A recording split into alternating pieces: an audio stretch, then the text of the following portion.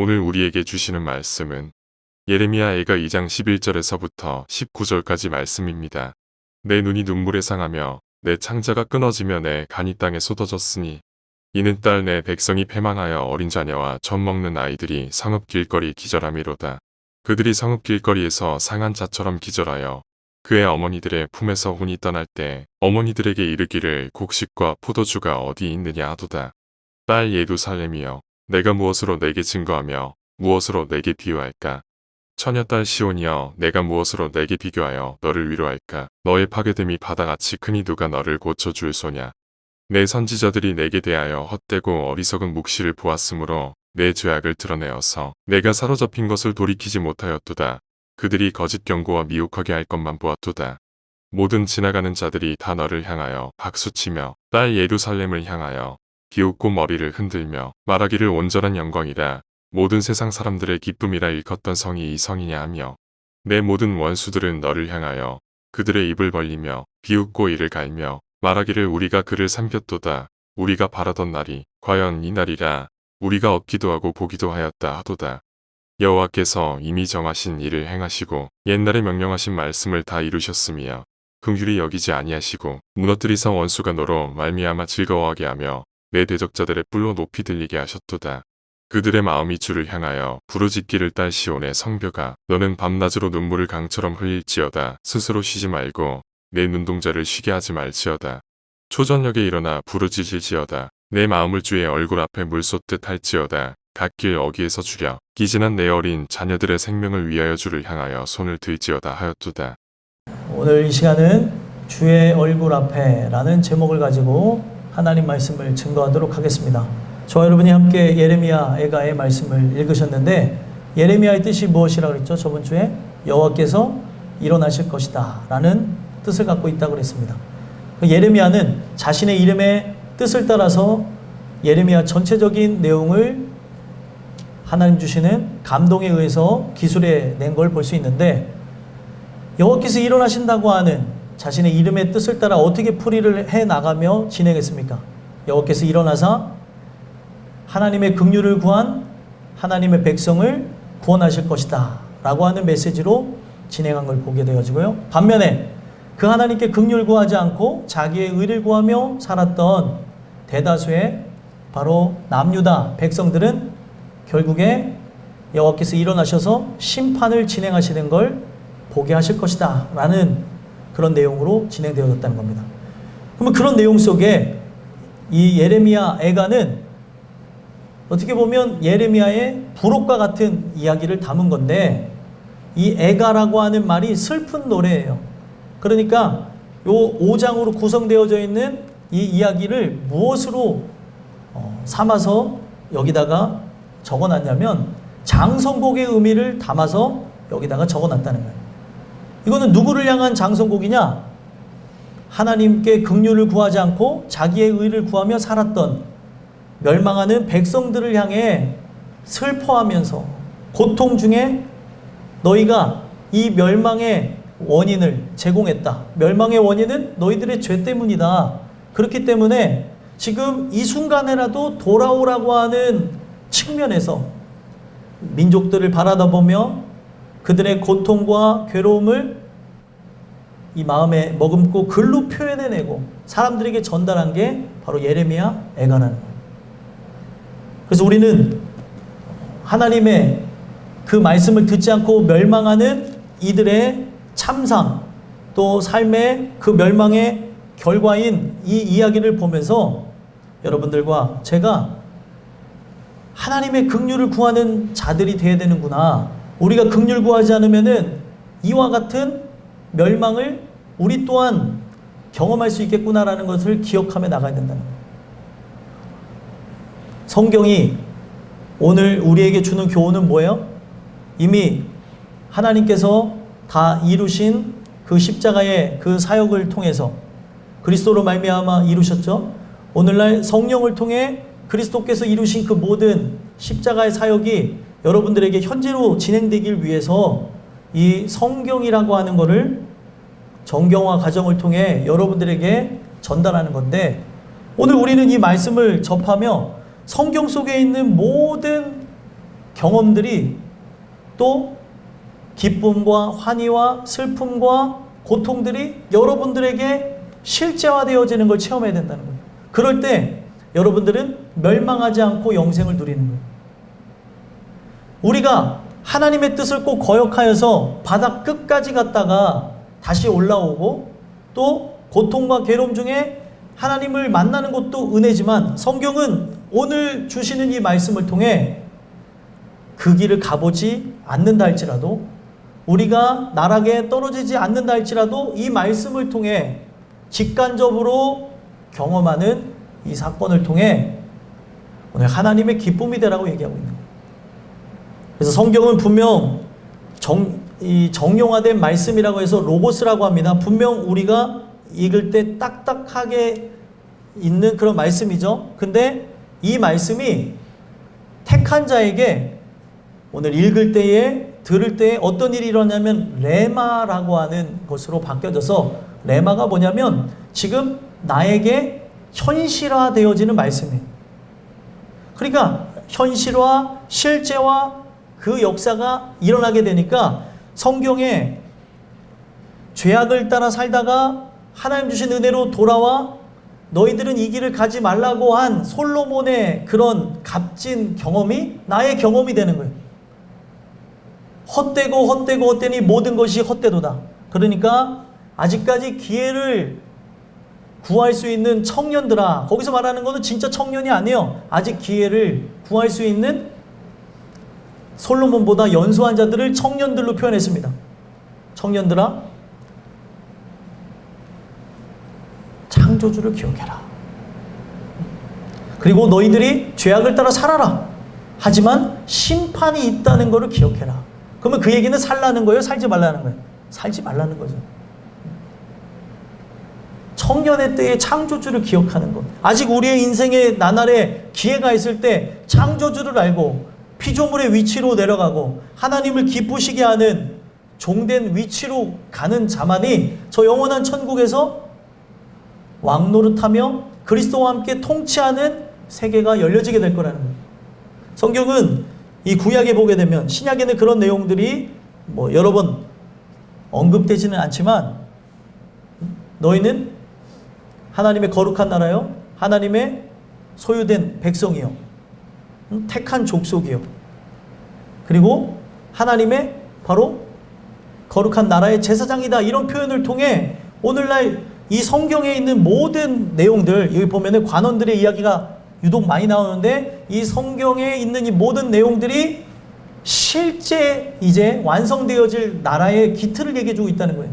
그러니까 그러면 천국에 들어가게 되면 실존하는 그런 나라에서 여러분들이 각자 직임에 따라 통치하며 다스리는 나라가 올 거라는 걸 얘기하는 거예요. 그러니까 이상적인 나라가 아니라 실제 존재하는 나라. 그 나라가 가까이 왔다라고 예수님이 이 땅에 오셨을 때부터 증거하였고 그 예수님을 누린 자들이 하나님 나라가 임한 자로 그 나라의 완성을 보게 될 거라고 얘기했어요. 오늘 여러분들과 제가 이 성경의 말씀을 함께 읽으면서 우리 모두가 경험해 봐야 되는 게 뭐냐면 이 성경에 있는 내용이 실제화되어지는 걸 경험해야 돼요. 그럴 때 여러분들과 저는 여기 성경에 자기의 의를 따라서 살다가 멸망한 그러한 자들과 같이 한 번 사는 인생을 허비하고 그리고 낭비하지 않으며 하나님의 영광을 위해 살게 되어진다는 거예요. 여러분들에게 그런 은혜가 있었으면 좋겠습니다. 그래서 오늘 이 주시는 말씀을 통해 여러분들과 제가 주의 얼굴 앞에라고 하는 이 말씀을 통해 나 또한 하나님 앞에 긍휼을 구해야 되는 존재뿐만 아니라 우리 주변에 있는 모든 영혼들이 그 멸망의 날이 이르기 전에 주의 얼굴 앞에 긍휼을 구하며 나가는 자들이 됐으면 좋겠다. 그리고 또 그 멸망 중에라도 성경에 분명히 하박국 선지자를 통해서 하신 말이 있어요. 진노 중에라도 긍휼을 잊지 마시옵소서. 이게 우리가 구해야 될 하나님께 대한 기도라는 거예요. 여러분들에게 이런 역사들이 일어났으면 좋겠어요. 그래서 저와 여러분은 오늘 이 본문을 통해 과거에 있었던 사건이지만 이것을 현실로 실제로 말씀을 통해 경험함으로 이와 같은 죄악을 범하지 않고 하나님의 더 기쁨이 되는 역사의 주인공들이 되잖아요. 이거는 하나님의 택하심을 통해 그 은혜를 받는 자들이, 그 은혜를 얻게 된 자들에게 일어날 자연적인 현상이에요. 여러분들에게 이러한 많은 손실과 손해와 돌아가는 일들을 경험하지 않고 오직 하나님의 기쁨으로 영광을 올려드리는 은혜가 있었으면 좋겠습니다. 그래서 말씀을 이제 들어가서 보시면 11절과 12절에 보게 되면 그때 당시에 주권이 없었던 어린 아이들이 부모를 따라서 잘못된 신앙생활을 하다가 그 전쟁의 참상을 맞이하며 죽어가는 장면을 바라보며 예레미야가 고통 중에 표현하는 내용이 이 2절에 들어가 있다는 거예요. 얼마나 고통스러운지 11절에 보게 되면 세 가지 단어를 언급하며 고통을 가중시킨 걸 볼 수 있어요. 한번 읽어볼까요? 11절 12절 읽어보겠습니다. 읽겠습니다. 시작. 내 눈물이 눈물에 상하며 내 창자가 끊어지며 내 간이 땅에 쏟아졌으니 이는 딸 내 백성이 패망하여 어린 자녀와 젖먹는 아이들이 성읍 길거리에 기절함이로다. 그들이 성읍 길거리에서 상한 자처럼 기절하여 그의 어머니들의 품에서 혼이 떠날 때에 어머니들에게 이르기를 곡식과 포도주가 어디 있느냐 하도다. 아멘. 자, 이거는 예레미야가 지금 바벨론의 침공에 의해서 전쟁으로 고통받는 수많은 아이들을 보며 쓴 그런 글이에요.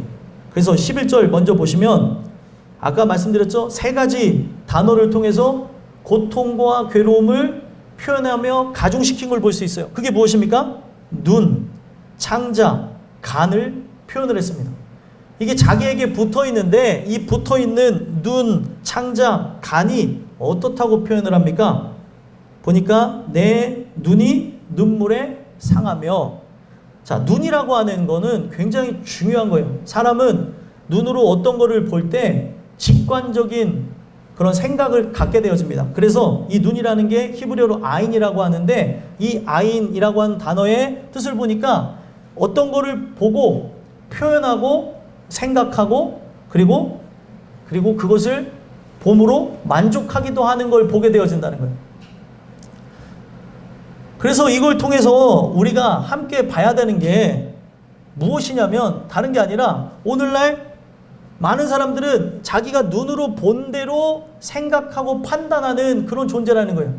그래서 하나님 주시는 은혜를 받지 않으면 이 눈이 부패한 상태에서 자기의 갖고 있는 이제 부패한 그 직관 능력을 갖고 판단하고 정죄하고 자기의 뜻대로 살아가기 때문에 오늘날 우리가 긍휼을 구하며 거듭나야 되는 게 우리가 아담과 하와의 범죄 이후에 태어난 존재이기 때문에 우리의 눈은 온전하지 못하다는 거예요. 주님이 바라보는 그곳이 내가 바라보는 곳이 되어야 되고 하나님의 눈으로 이 세상을 바라봐야 되는데 마귀의 눈으로 사탄의 눈으로 세상을 바라보고 있다는 거예요. 근데 지금 예레미야는 하나님의 긍휼을 힘입은 자로 하나님의 눈으로 이 세상을 보니까 하나님의 심정을 담아낸 거예요. 눈물에 눈이 상하게 되어진다는 거예요. 그래서 여기서 눈물에 상한다는 게 어떤 의미겠어요? 하도 눈물을 흘리니까 눈물을 흘리다 보니까 눈에 이상이 생기는 거예요. 안구가 건조해도 이상이 오죠? 근데 계속 눈물을 흘려도 눈 자체가 이 눈물을 흘릴 때 염분이 이 안에 들어있잖아요? 눈 자체가 문제가 생겨난다고 합니다. 계속 그 눈물을 흘리고 닦고 하면서 이 안구 자체 망막이나 모든 것들이 다 손상이 되어지는 거죠. 그래서 상한다는 걸 표현해요. 그래서 이 단어는 칼라라는 단어인데 완전히 소모되어져 버린다, 마모되어진다, 그리고 끝나버린다, 그리고 망가진다, 뭐 이런 단어가 되어지는 거예요. 눈물을 얼마나 흘렸으면 눈이 다 닳아져 없어지는 것처럼 마모가 되어지냐는 거예요. 상해버리냐는 거죠. 이게 하나님의 심정을 얘기해. 하나님이 심판을 진행할 때 요놈들 말 안 들었으니까 너네 벌 받아봐라 라고 한 게 아니라 하나님은 선민 이스라엘이 멸망하는 그날에 누구보다도 아파했던 거를 바로 예레미야의 이 심정을 통해 설명해 주고 계시는 거예요.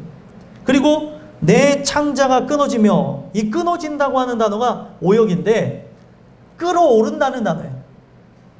그래서 이 창자라는 단어가 매라고 한다. 매라는 단어인데 창자로 비유되기도 하고 심장으로도 비유되기도 하고 사람의 어떤 중요한 장기를 표현하는 겁니다. 근데 이 창자가 어떻게 되어진대요? 끌어오른대요. 그래서 이 창자라고 하는 이 단어를 통해 끌어오른다. 어떤 표현이냐면 창자의 단어 속에 저런 단어가 있어요. 동정심이라는 단어.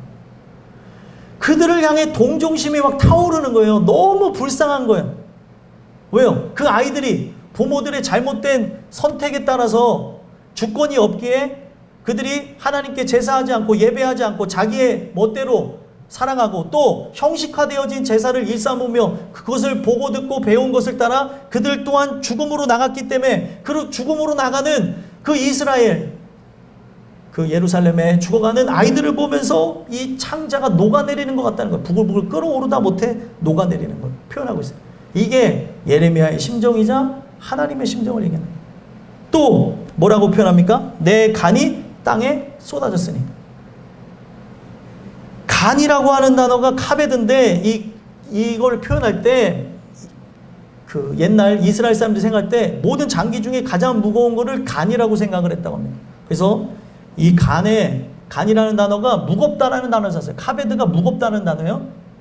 근데 이 무겁다라고 하는 이 단어를 가지고 어디로 또 표현이 되어져서 나가냐면 무겁다, 또 영광스럽다, 하나님의 임재를 상징하는 단어로도 썼다는 거예요.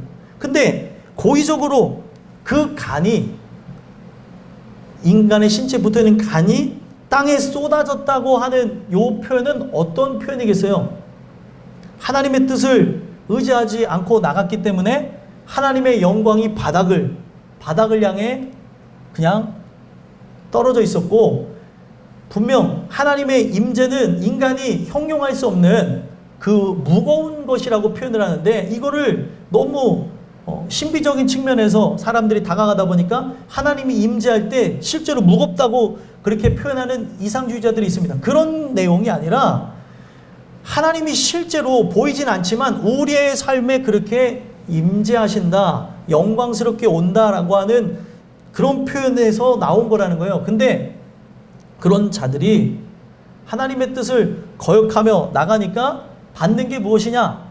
성경에 보니까 그 하나님을 의지하며 나가면 영광을 돌리겠지만 그 하나님을 의지하지 않을 때 하나님이 인생을 누른대요. 그래서 더 무거움을 느끼는 거예요. 그래서 그거를 히브리어로 뭐라고 표현하냐면 누르다. 그래서 아나라고 하는 단어를 표현합니다. 아나, 누르다. 그래서 인간을 눌러버림을 통해 겸손함을 되찾고 하나님의 긍휼을 구하는 인생이 되게 하신다는 거예요. 그래서 이 간이 땅에 쏟아졌다라고 하는 것은 자기의 마음 자체가 녹아져 내렸다는 것. 그리고 하나님의 긍휼을 구하지 않았기 때문에 그들이 바닥까지 떨어진 상태로 안타까움과 괴로움을 그대로 표현하고 있다는 거예요. 그래서 쏟아졌다. 이 단어를 보게 되면 원어로는 쏟아졌다는 거 아니면 엎어져 버렸다. 엎어져 버렸다고 표현을 하고 있어요. 그래서 이 단어를 보게 되면 샤파크라고 하는 단어인데 이게 계속 등장해서 나옵니다. 뒤에도 또 나와요. 그래서 이것이 쏟아져 버려가지고 어찌할 수 없는, 물이 쏟아져 버리면 물을 담을 수 없는 것처럼 하나님의 마음이 그렇다는 거예요.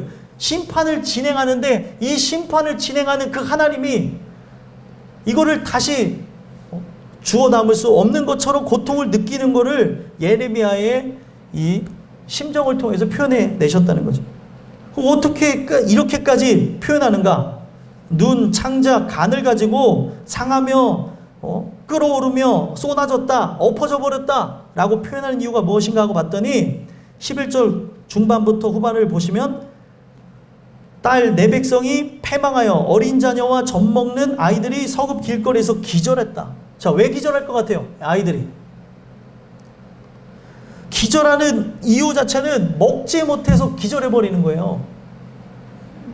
그래서 이 기절한다라고 하는 단어가 아타프인데, 이 아타프라고 하는 단어를 통해 정신이 혼미해지고 정신을 잃어서 그냥 쓰러져 버린다, 이런 단어예요. 기절한다. 그래서 이 단어가 계속 반복되어지죠. 12절에도 또 반복되어져서 나오는 거예요. 그러니까 왜 이런 일이 일어나는 거예요? 하나님의 뜻을 거역하고 자기의 의를 구하며 살았기 때문에 패망하여서 이러한 일들, 아이들이 고통받으며 기절하는 일들이 일어나고 있다는 거예요. 그래서 오늘 여러분들과 제가 요 단어를 이제 바라보면서, 패망이라는 단어가 뭐냐면 하나님이 그들의 인생을 보호하시고 인도하며 나가야 되는데 보호와 인도하심을 풀어버림으로 부숴버린다, 파괴한다라는 그런 의미에서 패망이라는 단어가 쓰여졌어요. 그러니까 이들은 하나님이 보호하시는 자자손손 이끌어 나가줘야 되는, 바로 하나님이 택한 백성, 선민이어야 되는데 그들의 대를 끊어버렸다는 거예요, 하나님이. 그래서 대를 끊어버렸다는 것을 실제로 보여주는 차원에서 자녀들이 고통을 받는 거죠. 자기들이 고통받는 것뿐만 아니라 자녀들이 고통받아 죽는 것으로 다음이 없다는 걸 보여주는 거예요. 이들을 향하여서 하나님께서 다음을 기약하고 있지 않다. 그렇기 때문에 이 과정을 통해, 이들이 받는 고통을 통해, 이 멸망의 과정을 통해 하나님이 도출해 내시려고 하는 게 뭐냐면 하나님께 항복하라는 거예요. 기도하라는 거예요. 회개하면 살려주겠다는 거죠. 마지막 기회를 이렇게 절절하게 표현하고 있는 거예요. 12절에도 보면 그들이 성읍 길거리에서 상한 자처럼 기절해요. 다시 한번 반복하죠. 아이들이 마치 죽은 자처럼, 여기서 말하는 상한 자라는 건 죽은 시체처럼 돌아다니다가 기절해버린다는 거예요. 픽픽 쓰러져 버리는 거를 적나라하게 표현한 겁니다. 그래서 또다시 아까 말했던 아타프가 되면 혼절해버린 거, 그냥 확 아이들이 먹지를 못하니까 쓰러져서 숨을 헐떡헐떡거리다가 죽는 장면을 묘사하는데, 그 아이들이 죽어가면서 하는 말이 뭐예요?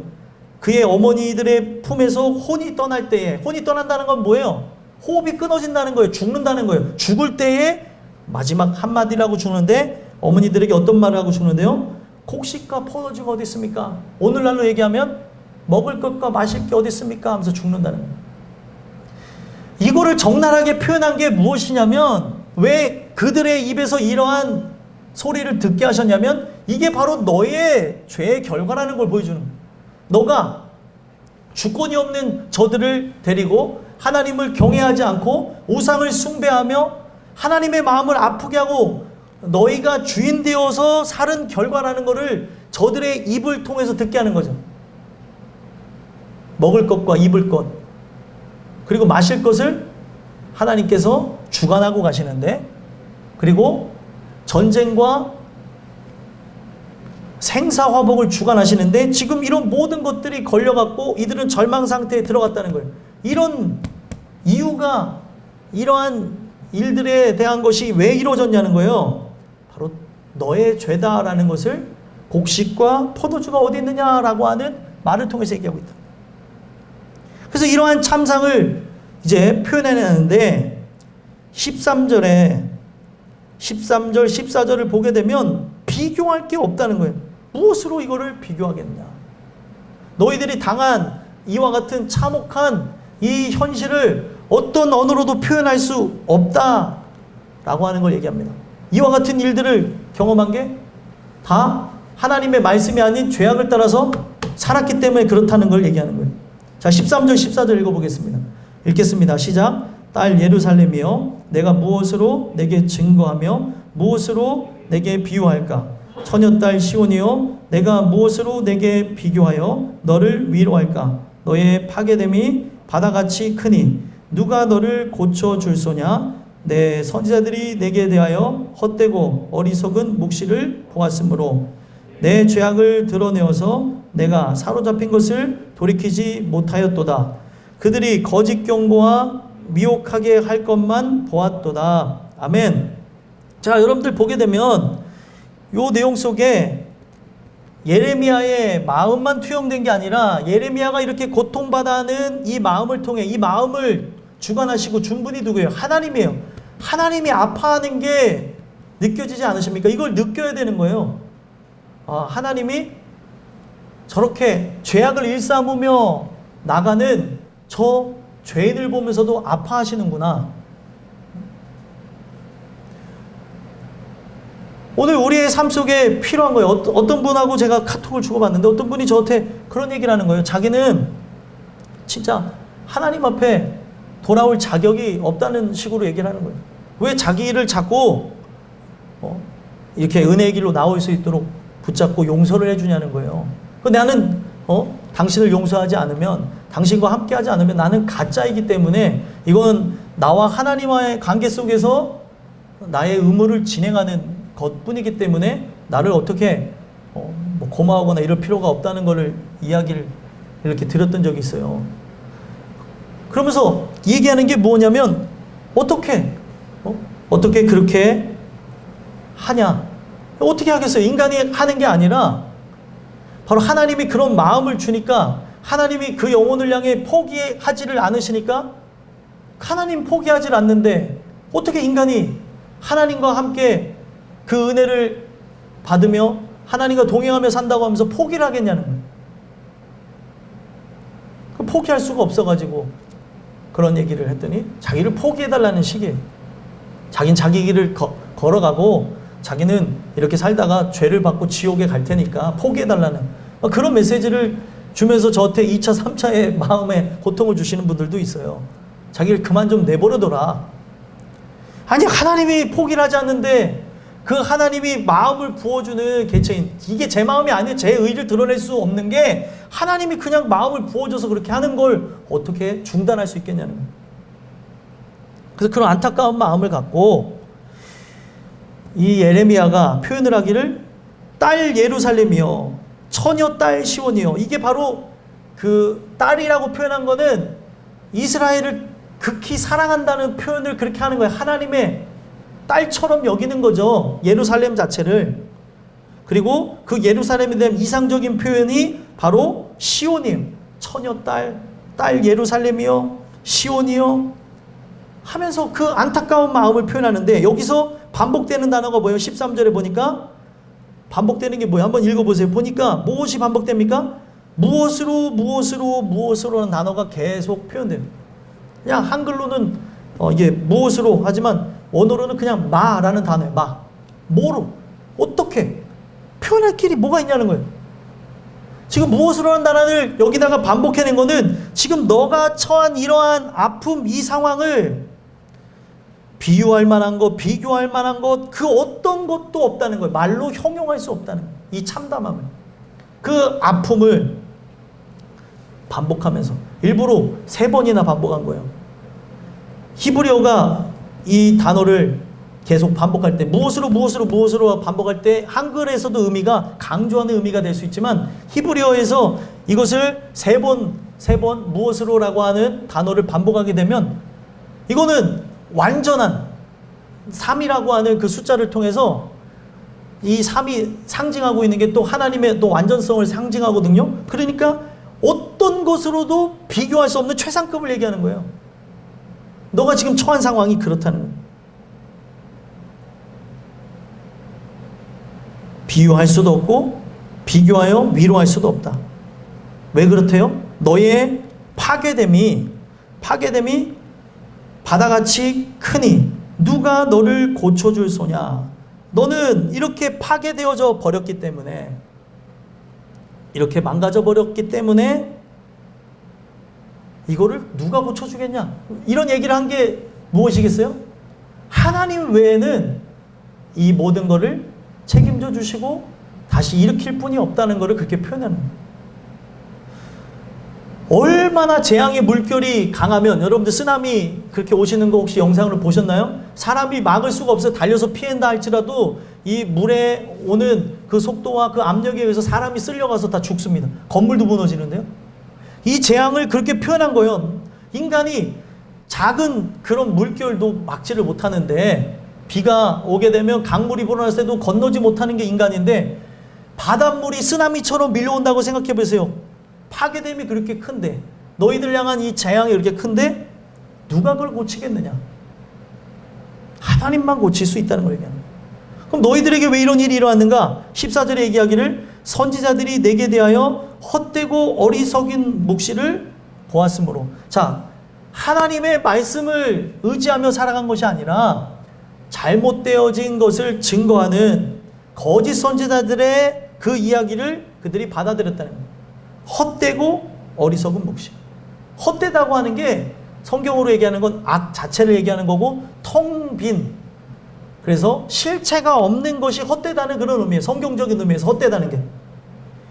그래서 분명 실체를 바라봐야 되는데, 우리의 죄악을 바라다보며 긍휼을 구해야 되는데, 지금 텅 빈 것, 껍데기만, 그리고 비본질적인 것들을 바라보게끔 하는 여러 죄악된 말들과 그런 설교와 그런 사람들의 마음을 자극하는 도덕과 윤리에 관한 메시지들을 그들이 집중해서 나갔다는 거예요.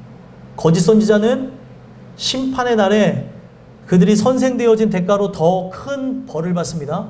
왜냐하면 배나 지옥 자식을 만들고 그리고 어둠으로 이끌었기 때문에 그 대가는 더 클 것이에요. 근데 그것을 같이 동조하며 나갔던 그런 사람들, 멸망으로 나가는 거죠. 그래서 예수님이 이 땅에 오셔서 봤더니 소경이 소경을 인도하는 거예요. 눈먼 자가 눈먼 자들을 이끌어가고 있으니 멸망으로 나갈 수밖에 없지 않겠냐는 거예요. 오늘날도 마찬가지입니다. 여러분들이 복음에 의해서 눈 뜨지 않으면 여러분들이 아무리 교회 안에 있다 한다 한들 소경일 수가 있는 거예요.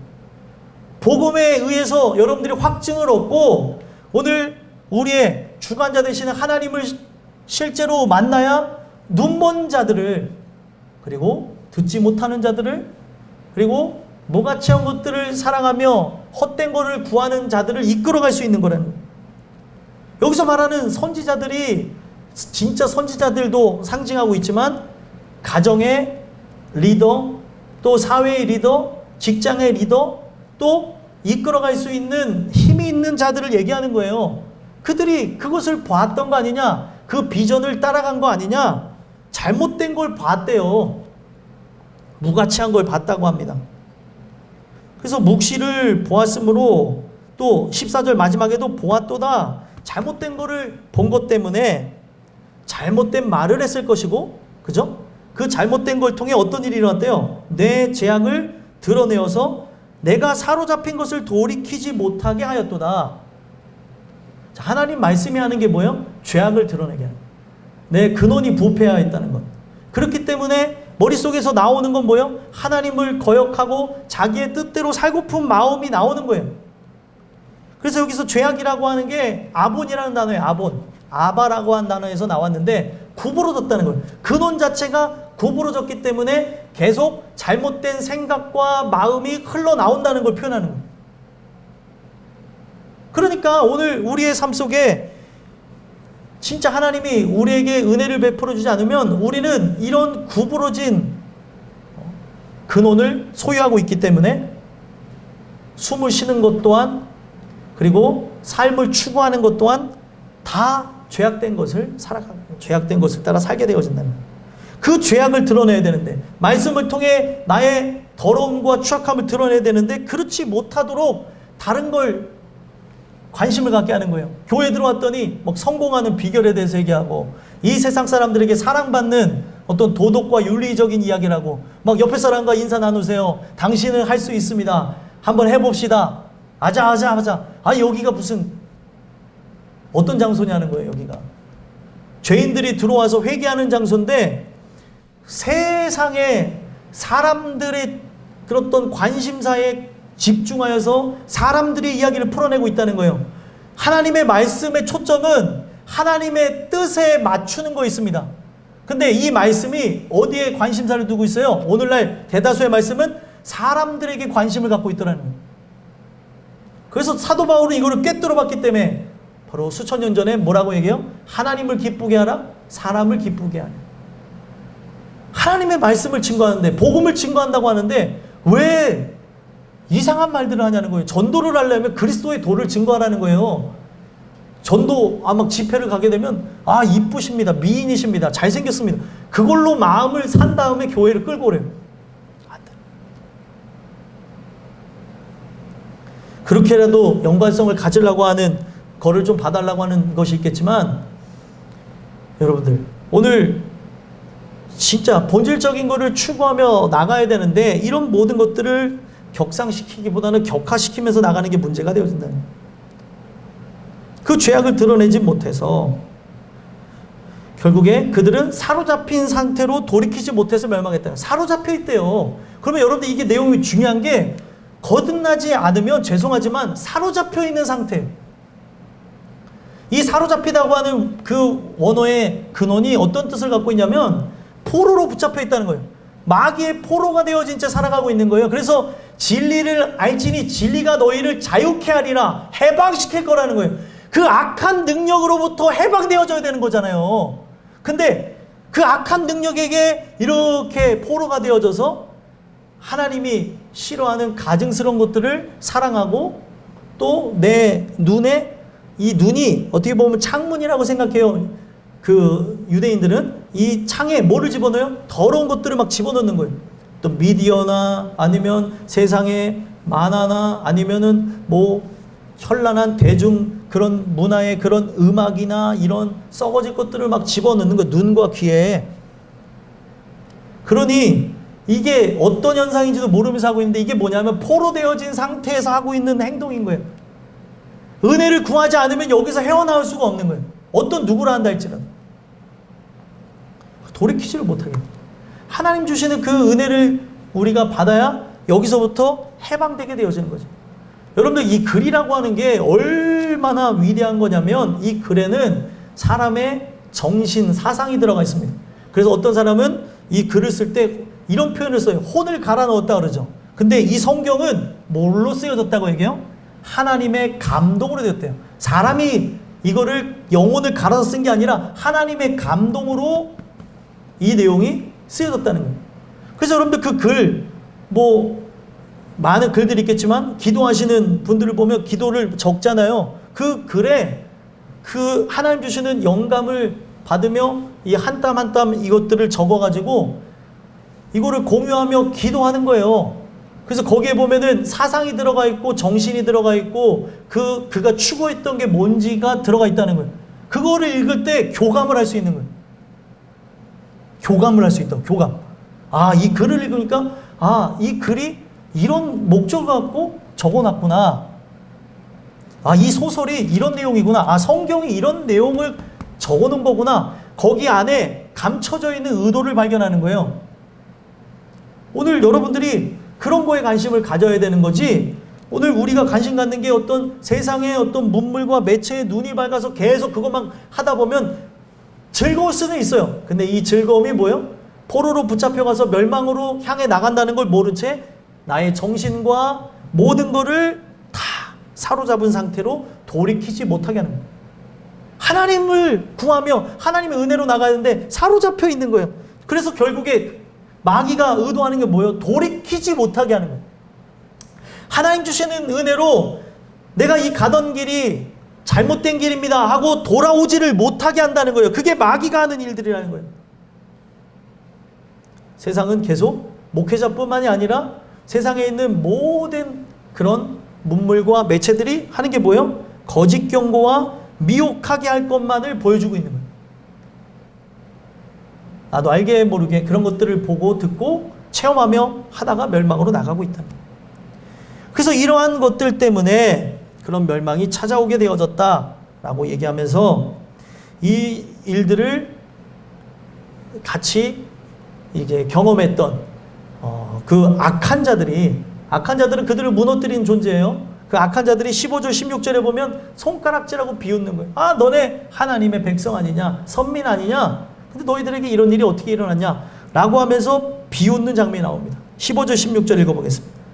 읽겠습니다. 시작. 모든 지나가는 자들이 다 너를 향하여 박수치며 딸 예루살렘을 향하여 비웃고 머리를 흔들며 말하기를 온전한 영광이라 모든 세상 사람들의 기쁨이라 일컫던 성이 이 성이냐 하며 내 모든 원수들은 너를 향하여 그들의 입을 벌리고 비웃고 이를 갈며 말하기를 우리가 그를 삼켰도다. 우리가 바라던 날이 과연 이 날이라. 우리가 얻기도 하고 보기도 하였다 하도다. 아멘. 자, 이들이 은혜로 진정으로 살아갔다면 이러한 멸망의 결과를 보지 않았을 텐데 하나님의 뜻을 거역하고 살아가는 걸 통해 모든 지나는 자들까지도 그들을 향하여서 박수치면서 딸 예루살렘을 향하여 하나님의 뜻을 따라 살지 않은 은혜로 살기를 소망했으나 교회 안에 들어와 있는 명목상 그리스도인들을 향하여 비웃고 머리를 흔들면서 말하기를 너희가 온전한 영광이라 모든 세상 사람들의 기쁨이라 일컬던 성이 이 성이 아니냐? 이건 무슨 얘기예요? 이 성이 어찌 이렇게 파기되어졌고 무너졌느냐 이런 얘기를 하는 거예요. 너네가 은혜로 살았다고 한다면 그런 일이 없을 텐데 너희가 죄악대로 살았기 때문에 이런 일이 일어난 거 아니냐. 그러면서 막 사람들이 비웃는 장면을 보게 되고, 자, 이게 뭐냐면 우리가 인생을 살아가면서 맞게 되는 그 멸망의 날에 일어날 것이라는 거예요. 그래서 오늘 여러분들이 은혜를 따라서 이와 같은 일들을 나는 경험하지 않고 지옥 가지 않겠다, 정말 하나님 주시는 은혜 속에 승리하고 싶다 라고 하시는 분들은 오늘 이 경험들이, 이 적혀놓은 이런 예레미야의 경험들이 여러분들의 경험이 되어지면서 오직 긍휼만을 구하는 은혜가 일어났으면 좋겠어요. 그래서 그들이 16절에도 계속 향하여 입을 벌리며 비웃고 이를 갈며 말하기를, 이를 가는 데도 두 종류가 있어요. 사람이 굉장히 좋을 때도 이러면서 이를 이렇게 악무는 그런 습관이 있고요. 사람이 굉장히 고통스러울 때도 하면서 이를 악무는 습관이 있습니다. 그리고 사람이 얼마나 이 고통이 굉장하면은, 이 고통이 심한 사람들은 이를 악무는 중에 이빨이 또 부러지거나 튀어져 나가는 걸 경험하는 것들도 있어요. 고통이 심하면. 성경은 이거를 적나라하게 표현했습니다. 심판의 날에 슬피 울며 이를 갈미 있으리라. 거기 이를 간다고 하는 게 이를 이렇게 악물으면서 자기의 어리석고 죄악대로 살았던 그것에 대한 분노와 그리고 답답함을 표현하면서 이를 악물다 못해 이가 튀어져 나간다는 걸 그렇게 표현한 거예요. 슬피 울며 이를 갈미 있으리라. 근데 이들은 지금 이를 막 악물으면서 막 너무 기뻐갖고 우리를 향해서, 그리고 예전 이스라엘을 향해서 조롱하는 거죠. 우리가 그를 삼켰도다. 우리가 바라는 날이 바로 이 날이다. 바로 심판의 날이다. 우리가 얻기도 하고 보기도 하였다 하면서 막 약올리는 거예요. 여러분들이 이러한 것을 최종적으로 마지막 날에 경험하기도 하고, 하나님이 사랑하시면 징계를 통해 집안의 여러 문제나 고통, 괴로움을 우리가 간접적으로 체험하며 직접적인 고통이 시작되어지는 날인 멸망의 날에 대한 그런 고통을 경험하지 않을 수 있게 되어집니다. 그 징계를 통해 돌아오게 되는 거죠.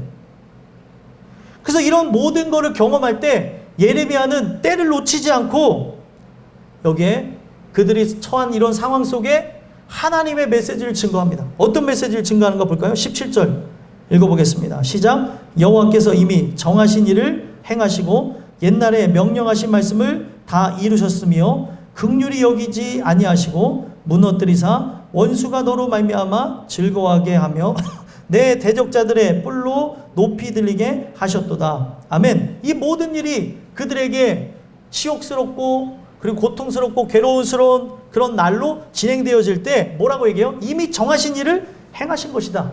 옛날에 명령하신 말씀을 다 이루셨다. 그래서 이 날에 하나님은 너를 절대로 긍휼히 여기지 않으실 것이고 무너뜨려서 원수가 너로 말미암아 즐거워할 것이고 대적자들의 뿔로 높이게 들리게 하실 것이다. 대적자들의 뿔로 높이게 들리게 한다는 게 뭐예요? 뿔을 높이 든다고 하는 것은 승리의 의미예요. 영광을 차지하며 자기네가 승리했다는 걸 가지고 이야기를 하는 거예요. 의도적으로 하나님이 이 이야기를 적어놓은 거예요. 왜 적어놨어요? 오늘날 우리로 하여금 주의 긍휼을 구하지 않게 되어지면 이와 같은 결과를 맞이할 것이다. 분명 예수님이 다 이루어졌도다라고 십자가 선상에서 마지막 발언을 하셨어요. 그 다 이루어졌다라고 하는 그 의미가 무엇입니까? 성경에 있는 모든 하나님의 말씀의 뜻을 이루셨다는 의미예요. 율법의 요구를 다 이루셨다는 겁니다. 그래서 다 이루셨다고 하는 그 의미 속에는 어떤 게 있어요? 인간의 모든 죄를 짊어졌다. 내가 짊어지고 지금 하나님의 뜻과 영광을 위해서 죽는다는 의미를 갖고 있는 거예요. 그리고 예수님이 부활하심은 뭐예요? 우리의 모든 죄를 담당하셨다는 것. 그가 흠없고 점없는 어린 양이었다는 것을 표현한 거예요. 그래서 그가 죄가 없었기 때문에 또 그는 하나님의 아들이었기 때문에 과거, 현재, 미래를 관통하여서 원래 한 사람이 한 사람을 위해 죽어야 되는데 모든 영혼을 위해 죽는 일을 경험하신 거예요. 그래서 이 사건은 과거에 단 한 번에 이룬 사건이지만 다른 측면에서 보게 되면 예수님은 이러한 일들이 각 사람들에게 현재로서 진행되기 위해서 오늘도 날마다 죽는 것을 경험하는 것을 체험하시는 분이 예수님입니다. 그가 죽으셨기 때문에 그가 실제로 오늘도 죽으시기에 여러분들에게 이와 같은 일들이 일어난다는 거예요. 시간을 초월한 상태에서 한번 생각해 보자는 거예요. 시간을 초월한 상태에서. 오늘 여러분들과 제가 분명 예수 그리스도의 십자가의 긍휼을 구하게 되어지면 분명 그가 다 이루셨기 때문에 오늘날 이런 멸망을 당하지 않아도 됩니다. 그죠? 그거를 의지하는 자들은 분명 멸망하지 않고 영생을 얻을 거예요. 근데 그를 의지하지 않고 십자가 아래 나가지 않은 자들 자체는 뭐예요? 그가 다 이루셨기 때문에 이것을 의지하지 않는 자들마다 성소에서 가르신다고 그랬어요. 악인과 의인을 어디서 가른다고요? 성소에서. 이 성소에 대한 의미를 갖고 십자가까지 가져가는데 십자가에서 악인과 의인이 갈리는 거예요. 주의 긍휼을 구한 사람들은 의인으로 바로 구별되어서 천국에 들어가는 거고, 그러지 않은 자들은 십자가를 터부시하고 경멸한 대가로서 모든 죄가를 받아 멸망하게 되어진다. 그게 다 이루셨다는 의미예요. 오늘 우리는 이 구약에 적혀져 있는 행하신, 명령하신 말씀을 다 이루셨으며 라고 하는 이것을 시간을 초월한 개념에서 신약이 다 이루어진 걸 우리는 눈으로 보는 시대에 살아가고 있지 않습니까? 이것을 여러분들이 접하며 십자가의 사건이 나에게 현재적으로 진행되기를 바라셨으면 좋겠어요. 그러면 오늘 우리가 이러한 죄로 인해 멸망할 존재, 긍휼을 구해야 되는 존재, 하나님이 함께 하시지 않으면 멸망할 존재라는 것을 깨닫는다고 한다면 마지막 기회를 주는 거예요. 18절 19절에 어떻게 하라는 거예요? 밤낮으로 부르짖으며 눈물을 흘리라는 거예요. 하나님께 긍휼을 구하라는 거죠. 마지막 18절 19절 읽어보겠습니다. 읽겠습니다. 시작. 그들의 마음이 주를 향하여 부르짖기를 딸 시온의 성벽아 너는 밤낮으로 눈물을 강처럼 흘릴지어다. 스스로 쉬지 말고 내 눈동자를 쉬게 하지 말지어다. 초저녁에 일어나 부르짖을지어다. 내 마음을 주의 얼굴 앞에 물쏟듯 할지어다. 갓길 어귀에서 주려 기진한 내 어린 자녀들의 생명을 위하여 주를 향하여 손을 들지어다 하였도다. 아멘. 자, 마음이 주를 향하여서 어떻게 해야 된다는 이런 상황에 놓여졌어요. 우리가 이거를 지금 말씀을 통해 여러분들의 말씀이 되어진다면 이러한 멸망의 날을 두려워할 필요 없이 오늘 이 말씀을 믿으시고 주의 긍휼을 구하며 그분과 함께 동행하는 삶을 살기를 소망하시면 돼요. 근데 그러지 않고 내 마음대로 내 뜻대로 살다가 이런 인생의 결과를 맞이하게 되어질 때 아예 멸망으로 나가는 사람들도 있겠지만 하나님은 그런 중에도 진노 중에라도 긍휼히 여겨달라고 하는 하박국 선지자의 고백과 같이 그 속에서 애굽을 의지하고 도망가지 말고 그 속에서 바벨론과 싸운다고 하면 너희의 의를 세우다 죽지 말고 긍휼을 구하라는 거, 항복하라는 거예요. 그러면 살려주겠다는 거 하나님이. 원래 다 끝난 줄 알았는데 다 끝난 것 같은 그들 사이에서도 이런 기회를 주시겠다는 거예요. 이미 바벨론의 포로로 붙잡혀가서 보호받은 자들이 있죠. 항복하여서. 지금 이들은 항복하지 않고 대항하다가 죽는 자들을 의미하는 거고, 대항하다 못해 이제 자기네 힘으로 감당할 수 없으니까 어떻게 해요? 애굽으로 망명을 시도하는 그들에게 항복하라는 거예요. 항복할 때 이게 다 너의 죄로 인해서 일어났다는 걸 인정하며 하나님 앞에 나오면 하나님께서 도와주실 수 있지 않겠느냐. 혹시 모르니까 그렇게 기도하라는 거예요. 그래서 주를 향하여 부르짖기를 딸 시온의 성벽아 너는 밤낮으로 눈물을 강처럼 흘릴지어다. 성벽아 너는 밤낮으로 눈물을 흘릴지어다 라고 한 거는 이제 다 무너져서 뭐만 남았어요? 벽만 남은 거예요. 성벽. 이스라엘 백성들 뭐 이게 나중에 다시 재건되었다가 또 무너지지만 그 마지막 로마로 인해서 이스라엘이 완전 멸망하게 되었을 때 벽 하나만 남겨놓은 거예요. 벽 하나. 그게 바로 통곡의 벽입니다. 거기서 아직도 기도해요. 사람들이 기도하면서 어떻게 해요? 메시아가 오셔서 우리를 통치하시고 성전을 회복하게 해달라고. 저 성전에 지금 황금돈 사원이라고 해서 그 이스라엘 사원으로도 불리고 있는데 거기를 자기네가 차지된다고 하면서 들어가지 못하니까 통곡의 벽에서 막 기도하고 있는 거예요. 어리석죠. 지금 이거는 그런 의미를 얘기하는 게 아니에요. 벽만 남아져 있는 그런 상태의 안타까움을 바라다 보며 눈물을 강처럼 흘릴지어다. 할 수 있는 게 아무것도 없어요. 그러니까 계속 울면서 어떻게 하라는 거예요? 쉬지 말고 내 눈동자를 쉬게 하지 말고 하나님이 나를 긍휼히 여기실지 모르니 하나님께 긍휼을 구하라는 거예요. 또 다시 반복합니다. 19절에 초저녁에 일어나 부르짖을지어다. 왜 초저녁에 일어나 부르짖을지어다 라고 얘기했겠어요?